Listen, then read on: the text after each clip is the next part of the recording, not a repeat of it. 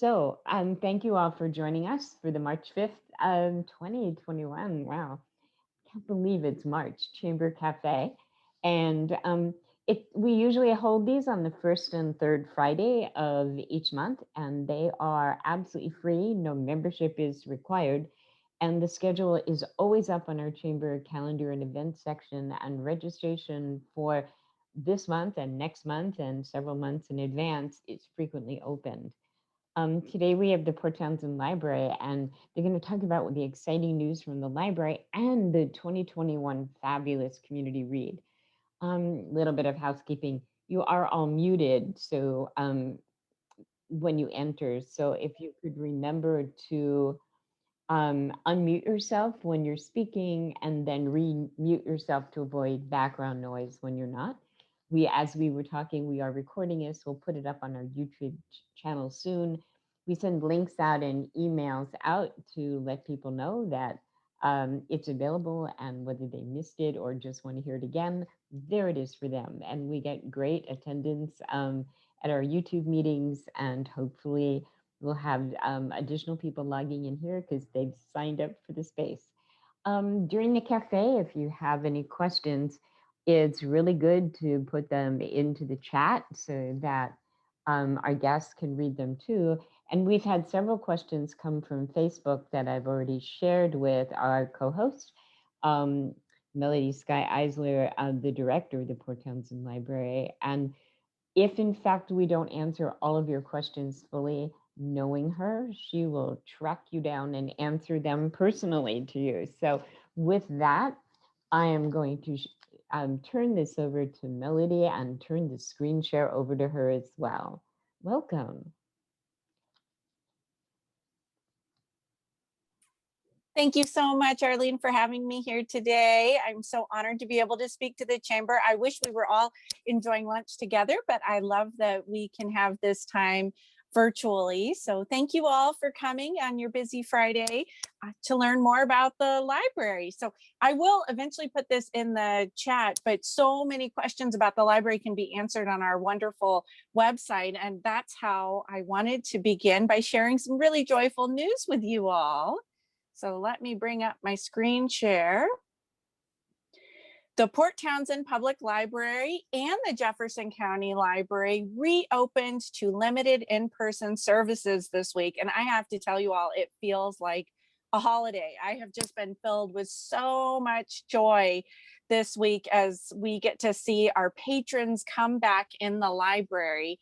And I will bring up our specific curbside services and grab and go library visits. So I just want to applaud our incredible city and the library staff for being so customer focused and radically adapting, sometimes daily, and probably for many of you seems like hourly for so much of what we've all been doing during COVID services. But the library has never closed. We have been providing services for our public since last March, but we have not been able to have our patrons back in for nearly a year. So we still have our curbside services, and we've added our limited grab and go. So think of it as a little bit like using the library like a grocery store or speed dating with books. Right now on Tuesdays and Thursday afternoons from 2 to 5 and Saturdays from 10 to 1, you can come back in the library for quick little 15-minute visits to browse, pick up your holds, say hello,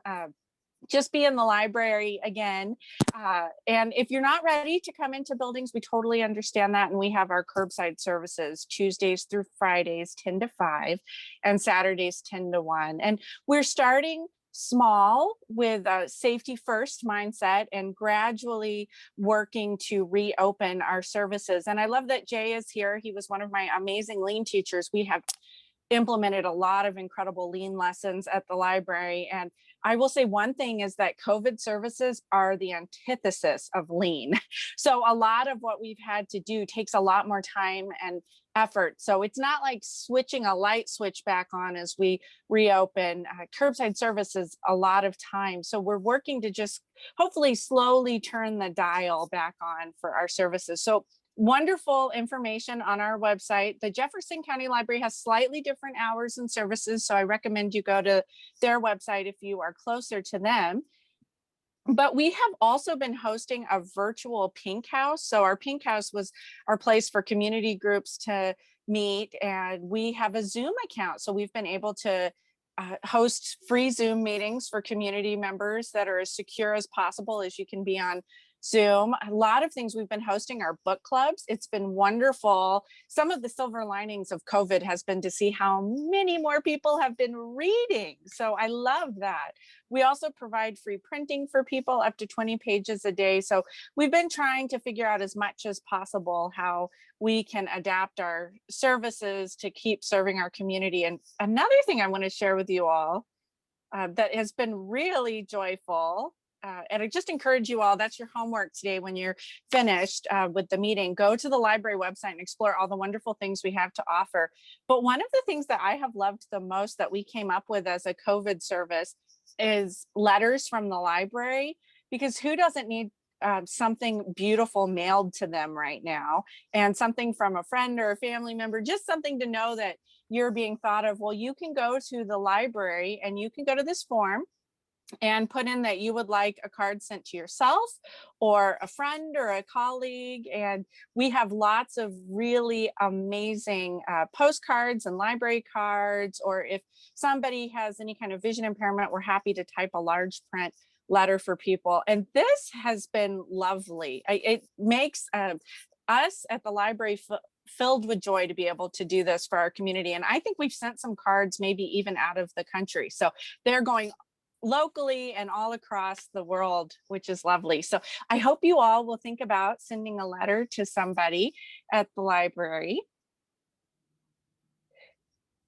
So now I'm going to go to the main show. I am so pleased that the library's 16th annual community read could carry forward. Last March, we had just launched our amazing community read, Whiskey When We're Dry. If you all read it, it's a really exciting, gorgeously written Western. We had a hoedown at the library where we ate chili and listened to really great folk music in the community. And that was March 5th, I believe, a year ago today. And then we closed a couple weeks later to the public and had to regroup and think about how we were going to continue our wonderful community reads. So we were able to transform those programs to be virtual, and did get to meet with the author John Larison, but we knew going forward, and who would have known that a year ago we would still be doing this. But we were able to have the time to plan a mostly virtual community read for our 16th annual read. And our city does declare March as Reading Month, and this will tie into the Read Across America, which I know we have some community members who have questions about that. But March is a reading month nationally, and that's why our library had picked this so many years ago. And during the early days of the stay at home, stay healthy order, I had the wonderful fortune of having a copy of Erica Bauermeister's House Lessons, Renovating a Life. I have adored Erica's writing for years. If you haven't read Erica's books, of course, I am highly recommending that you read House Lessons, because that's our community read. But I recommend that you read everything. They're just soothing for the soul. And Erica is such a gorgeous writer, and she's local. So how wonderful to celebrate our local talent and our authors. But if you all have met me, you know that I am not your traditional librarian. I'm very extroverted and outspoken. I frequently get shushed in the library when we have our patrons in the library. So I was having a hard time coping with having to stay home and not to be around people. And this book was just so soothing for my soul. It was such a wonderful way to honor houses and family, and to think about Erica's amazing journey with her family. And now, a year later, having chosen this book, it's a wonderful way for us to acknowledge our homes that have cared for us this last year, that we've spent probably more time than any of us could have imagined. It's also a really incredible opportunity for us to celebrate a vision of everyone being housed, and to think about how fortunate those of us who have houses are, and how as a community do we help everybody have houses. So we tried to incorporate that vision into our community read for this year. And our community read is really about bringing our community together through the shared experience of reading the same book. It is incredible pre-COVID when you would walk around Port Townsend and you'd go in a coffee shop or a different store and you would see somebody with the community read. It was an instant way to form connections and bonds and to feel like you went on an experience that somebody else had done. And we are so incredibly fortunate that our library foundation purchases over 400 books for our community. So as many people as possible can get these books. And if you have a book, they probably have a little sticker in them if it doesn't have a library barcode that says read and release. So the idea is you get the book and you pass it on to a friend or a family member or a stranger, or you leave it in a little free library. So hopefully that each book that we have out in the community gets read and loved a few times. And now more than ever, I've been thinking about how critical it is for us to feel connected when we are in COVID. So the library, thanks to our amazing library staff, has planned a really incredibly, mostly virtual program to help us feel connected even while we are still apart. So like I said, we have many books going throughout the community. You can also go to Imprint Bookstore. Part of what makes our community read so special and why I like to come annually to talk to the chamber is that part of it supports local businesses. Our friends of the library sponsor our programs, and our library foundation sponsors our books. So we were able to purchase over 400 books from Imprint Bookstore. So that feels so wonderful. And in non-COVID times, we would have discussions at different bars and coffee shops and different places in the community, inspiring people to support local businesses. So we have a little different spin on that this year. So just to briefly talk about Erica's beautiful book, House Lessons, her other books are novels mostly. And one of Erica's goals as a writer is the hope that when somebody reads her book, they will see the world and see something in particular a little differently. So in her first novel, The School of Essential Ingredients, it's about cooking and a cooking school. So if you read that book, don't read it on an empty stomach, because you will be really inspired to enjoy wonderful food. And for House Lessons, she hopes that you all will see architecture and your homes a little differently. And she has so many wonderful philosophical and psychological musings about what our houses mean for us. And it's a series of beautiful essays about their journey to renovate a house in Port Townsend that was very derelict and filled with lots of trash when they first fell in love with the home. So it was really a labor of love to bring this home back together. And one of the fun things being the library director and celebrating this book is that for a while, Erica and her family lived in Seattle while their children were growing up and finishing school. So they rented the house. And there's still a lot of people in the community that had the honor of living in this beautiful home.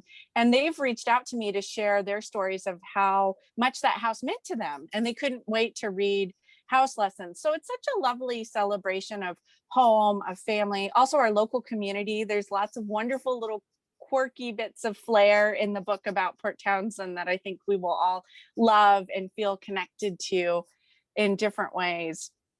And Erica, she's a New York Times bestselling author. She was also one of the founders of the Seattle 7 writers. So they're an incredible group of beyond 7 now writers. One of them, Jim Lynch, was our community read a few years ago, Before the Wind, which Arlene's background is making me think about it because it was about sailing and marinas and live aboard. So really a lovely book. So like I said, the library has planned a mostly virtual community read this year. And I wanted to go over each program that we have because they're really special. Again, all of this is on our website. You are looking at the library's website right now.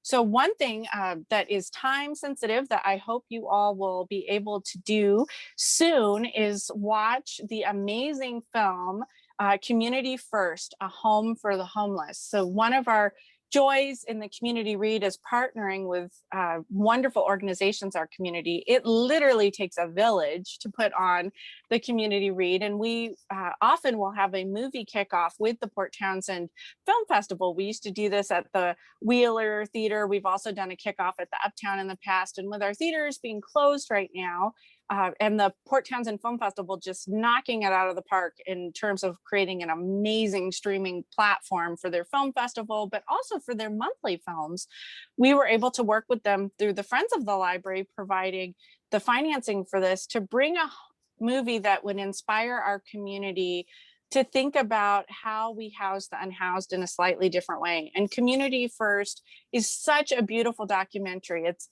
a little under an hour, followed up with an incredible interview with Leighton Black, the filmmaker, and Jeanette Force, our wonderful director for the Port Townsend Film Festival. And it's all about changing the dialogue on how we think about housing the unhoused, and that it's not about necessarily building more houses. It's about what our community means coming together to provide homes for everyone. So we are able to provide this through the Port Townsend Film Festival's website. You can see that there's a link right here.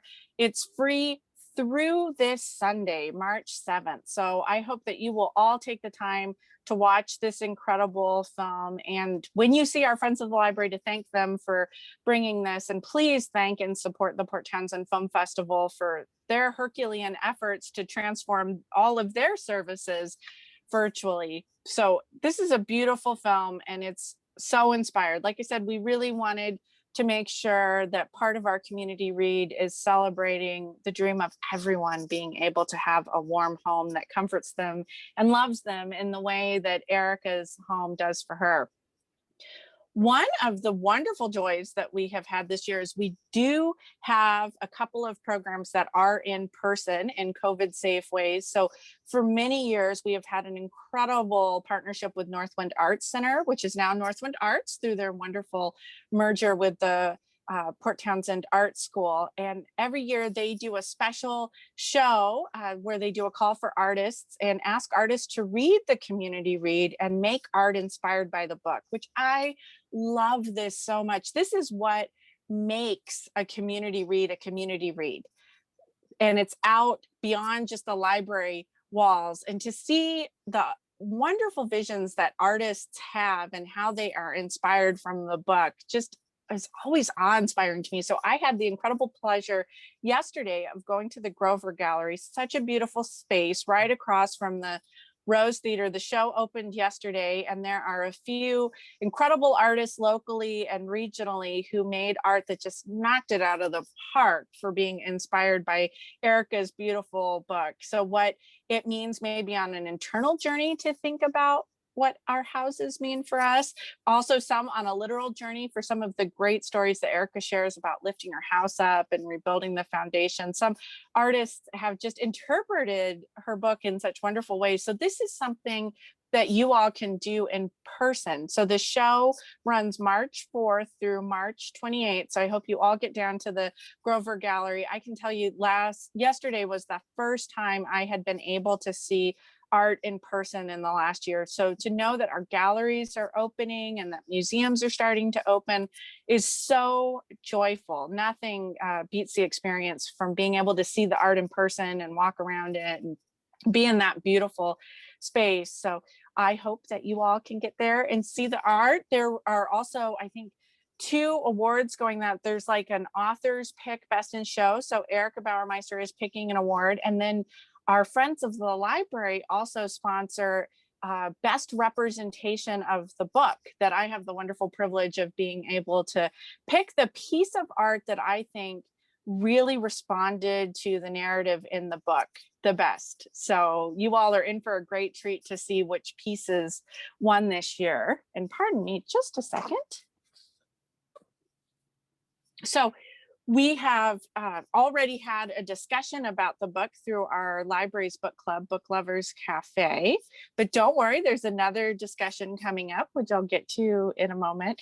Erica, just being so incredibly generous with her time and her talents for our community read, is providing a 2-day mini jumpstart your memoir webinar. I am a firm believer as a librarian that we all have at least one great book in us, right? I mean, we all have these marvelous stories. That's what comprises our lives. So if you've been thinking that you want to write about your story, even if it's something that you never want to try to get published or share, what an incredible gift that Erica is providing for our community. So you can just click right on our website to register via Zoom, and that's coming up in another week or so. So it'll be Saturday and Sunday, 10 a.m. to 12 p.m. both days.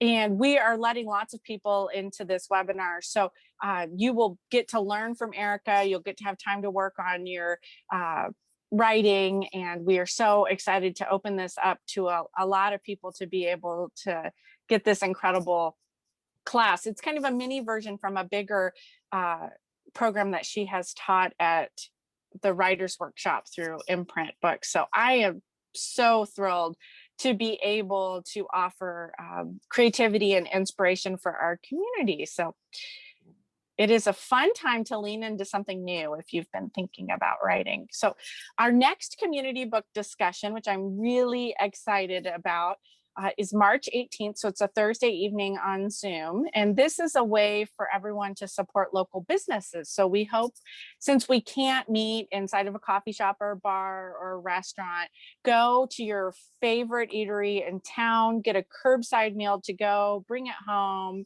and be able to enjoy a book discussion from home about house lessons. And then Richard Berg, who is an architect with Terrabin Architecture. He's also the chair of the Historic Preservation Committee.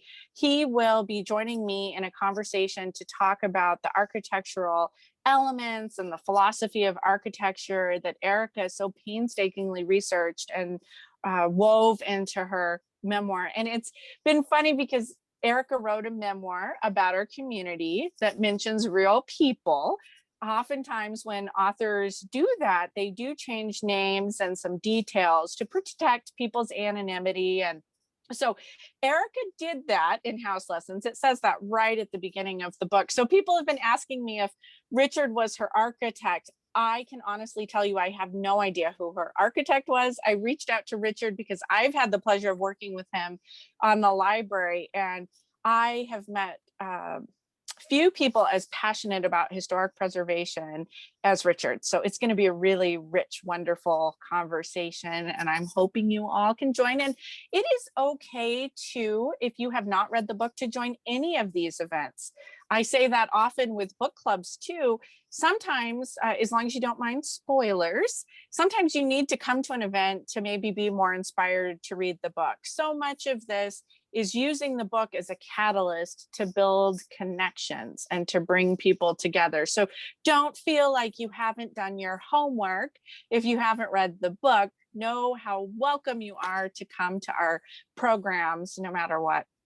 We annually conclude our community read typically at either the Northwest Maritime Center or the high school auditorium, when we bring in the author for a really incredible Meet the Author program and a book signing. This year we made it virtual, but it's so perfect because Erica will be giving her presentation from her home. That is the main character of the book. She'll be showing before and after pictures of their journey remodeling the house. And if you would like a signed book to give to friends and family members and colleagues, you can go to Imprint, and please support our amazing, wonderful local bookstores. So that program is at the end of the month on March 25th. We tend to do most of our library programs on Thursday evenings, so that's a good thing to watch for. And this info again is on our library website and on our calendar, and we try to get it out in the media as much as possible. So I hope you save the dates. We also partnered with Jefferson County Historical Society. They have been recording some great virtual tours. So we wanted to offer some more virtual experiences for our community read. So they did some fun, short little virtual videos of touring the Rothschild House and the commanding officers' quarters. And they have been posting some incredible programs on their Vimeo account. So I highly encourage you all to look at these tours. We also had Dennis Denow, who is a treasured local filmmaker, created a 50-minute documentary about Peter's Place, this new community build project. It's inspiring and so hopeful to see what our community can do when they come together to address really big critical issues in our community. So Peter's Place is a free documentary that is on YouTube. I think it has a couple of thousand views now. So we wanted to share this incredible resource with you all, since the Community First, our incredible film with the film festival, is just up through the 7th. So watch that film first, but then watch Peter's Place too. So some really good films to watch to get you all inspired.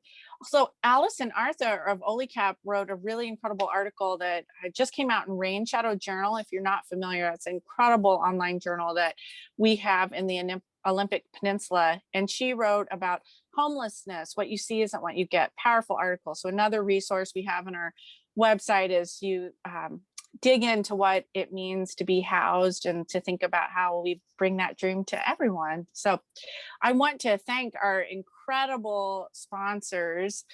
Again, the Friends of the Port Townsend Library have worked so hard this last year. All 3 of their book sales were canceled last year due to COVID. And their tireless work is what makes our incredible programs possible through selling used books. So they were so creative and flexible. They did pop-up book sales at the farmers market. So I hope you all got to experience those. Really wonderful. So they kept trying to figure out how they could support the library. Our Port Townsend Public Library Foundation, again, provided all these books. When I first started at the library 6 years ago, I think we were buying about 50 books to hand out to the community, which was never, ever enough. And then we'd have a few that you could check out. So you can put the books on hold, but hopefully now that we have over 400 books going through the community, you won't have to wait too long. We put those out at the beginning of February, and they were all pretty much gone within a week, which just did my library heart so good to know that so many people were looking forward to the community read. And I have said a lot this last year that one of the incredible ways to help cope with the pandemic is to read. Reading. And, I gave a talk to the chamber a couple of years ago about the science evidence-based joys of reading, but the joy of reading also provides meditative qualities. It puts your mind at rest. It can help calm and relax you. It helps you sleep better. Joining book clubs is a way to be part of a community and to feel connected, and an easy thing to do in a virtual environment. And you have my permission to read whatever you love. And I have been recommending to a lot of people that rereading favorite books can provide a lot of comfort and joy right now, because it's like visiting old friends. So if you can't see your friends in real life, you can visit your favorite fictional friends in books. So I have reread a lot of favorite books this year, and it's been wonderful. So back to our amazing sponsors. Also, we have the Port Townsend Film Festival. We have the Jefferson County Historical Society, Imprint Books, the incredible Port Townsend School District. Erica is going to be speaking to 3 of the English classes. That's part of what we do for the community read, is engage our teens and our local high school in the incredible gift of sharing a talented professional author with them. And big thanks to our amazing local papers. And I know John is in the program today, so thanks to the Peninsula Daily News and the Port Townsend Jefferson County Leader. The wonderful coverage we have gotten of the community read means so much to us. Thanks to Northwind Art, and then of course our local radio station, KPTZ 91.9. As I said, it really takes a village to have our community read come together. And we have a list of our past community reads. So if you feel like you've missed out and you need some reading recommendations, I highly recommend you check out this list. And you can see our program brochure that we have on our website, and then a couple of the brochures from the last year. So that is our beautiful community read in a nutshell. Thank you all for following me on this journey as I share our joy in reopening, and also the exciting month of reading programs that we have. So I wanted to leave some good time for questions and answers. I'm hoping you all have some good questions for me. And I do want to circle back to the Read Across America question too. So I haven't forgotten about that. Wow. Melody, thank you. This is so informative and inspirational. I mean, what a fantastic month for Port Townsend.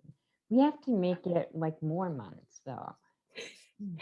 I know. Thank you for that, Arlene. Well, we do have our summer reading program, which is geared for kids and families, but we want adults to join in too. So that's something to look forward to coming in June. Awesome. Questions from the team here. Not hearing any right Oh, away. Why don't we I circle back to those Facebook questions? Oh, it looks like Jay had a question, Arlene. Yes, Jay. I was just curious with the since the library has been closed, now open, of course, the electronic books and the audio books, how have they been? Have you seen a lot more use of those or better use? That is an excellent question, Jay. And I know you are passionate about digital equity and access. So thank you for asking that. They are through the roof in terms of circulation. We are, because we're a small library, we're part of a consortium across the state called Washington Anytime Library. And that helps us be able to purchase the Overdrive platform or Libby. You might know it as either one, same thing, just slightly different apps for depending on your preferences. But we purchased that, in this last year we had over 1 million checkouts together as a state for ebooks and e-audiobooks. So our ebooks are up about 10,000 just for our little library for Port Townsend. It was incredible. And in the early days of the stay at home, stay healthy order, we were just doing virtual library. So it was me and 2 librarians answering questions, helping people learn how to do ebooks from home, doing online library cards, and helping people get connected to that platform, including, I think, some 90-year-olds. So I was really excited by how much people were leaning into technology and being able to access those books. I'm a huge fan of ebooks, especially for anybody who has any vision impairment. They're wonderful because on a device you can make the font bigger or you can listen to books. I was talking earlier with Arlene, for busy professionals like herself, audiobooks are an amazing way to get some reading in on your walks or runs or commutes. So they count for reading. I'm a firm believer in the importance of audiobooks. Sometimes I have people ask me if they count. Some other things that we did early on is we really promoted Canopy. That's a high quality level streaming movie service that we purchased through the Jefferson County Library through our incredible CLEO collaboration. That's the Cooperative Libraries of the Eastern Olympics. So we try to make library services seamless for our public. If you check out a book at the Port Townsend Library, you can return it to Jefferson County. Many of the school districts in Jefferson County are connected to CLEO too. So it's just such a wonderful partnership, again, making library services seamless. Our mascot is a little otter, and we like to say that we play well together. So thanks for that question, Jay. We also added digital magazines through Flipster. So that's great too, as I know people don't necessarily want to touch things right now. And when we couldn't provide physical items in the first 3 months before the governor gave libraries direction to be able to provide curbside, Flipster was very well used. And we've continued that. Again, I just am filled with so much gratitude for our friends and foundation for the library. The foundation paid for that, so we would be able to have that service for our community. And we're carrying these through at least the year. Digital services are really, really expensive. So that's the only downside. We are hopeful that we can continue these beyond this year, but they are a bit cost prohibitive. So just want to throw that out there as a cautionary tale. We're doing as much as we can with the limited resources and capacity that we have. Yeah, and in that same line, you were talking about the Pink House. We have a virtual Pink House right now. Is that something that you're planning to continue? Yes, I think that's an excellent way to keep people connected. And so we love this service, and we will probably continue our curbside services too. Who would have thought a year ago that we would be thrilled to bring materials out to people's cars? That was just not something that libraries really did. But when I think about equity and access, which is always at the forefront of my mind as a librarian, for busy families or parents who have a bunch of kids in the car, it's hard to bring everybody in. So we're happy to bring those out, or people who have mobility issues or in a hurry. That's a great service that we will continue. So again, it's, trying to really look at the opportunities and these learning lessons that we've gotten from COVID. We can maybe hopefully make a more equitable world for our community through some of these lessons learned. Thank you. Thanks, Jay. Thank you so much, Jay. Other questions or thoughts? Let's chat about Read Across America, because that's come up a few times, and that might, who knows, it inspires some other questions to be forthcoming. Yeah, well, Read Across America, I first started my career in libraries 15 years ago as a children's librarian. So this is incredible. The National Education Association founded this day, and really March as Reading Month, like our city proclaims March as Reading Month, to celebrate the joy of reading and early literacy, early childhood education. Really exciting. March 2nd is the date, and was tied to Dr. Seuss's birthday. Well, another, I think, benefit and hopefully something that makes our world more equitable and inclusive and respects diversity more is this last year we have had a focus on that. And Dr. Seuss has some problematic books, problematic depictions of people, and the National Education Association didn't want to completely dismiss Dr. Seuss. His work is still important. We can appreciate his work and also be critical of it at the same time, because we want a fair, equitable, inclusive world. And I am a firm believer that children need to see themselves represented in positive light in literature. They need to see children who are different from themselves represented in a positive light. Books open doors and windows for children, and they're mirrors too. And so this last year, they've moved away from embracing Dr. Seuss as much because of his problematic history. Obviously, he's somebody who wrote those books a long time ago, but now we can put a more critical lens on having these important discussions about what representation means. So we're not going to do away with Dr. Seuss books at the library, but we're hoping that there's more critical conversation about these books. You can have these conversations about the Little House books and Laura Ingalls Wilder. We believe very strongly in not censoring books and intellectual freedom at the library. So we do want to provide access to these books, but we want to be able to encourage, again, important conversations about the content in these books. So I think that's probably why Read Across America came up in those questions, because it's been in the news a lot this week. Okay, it certainly has.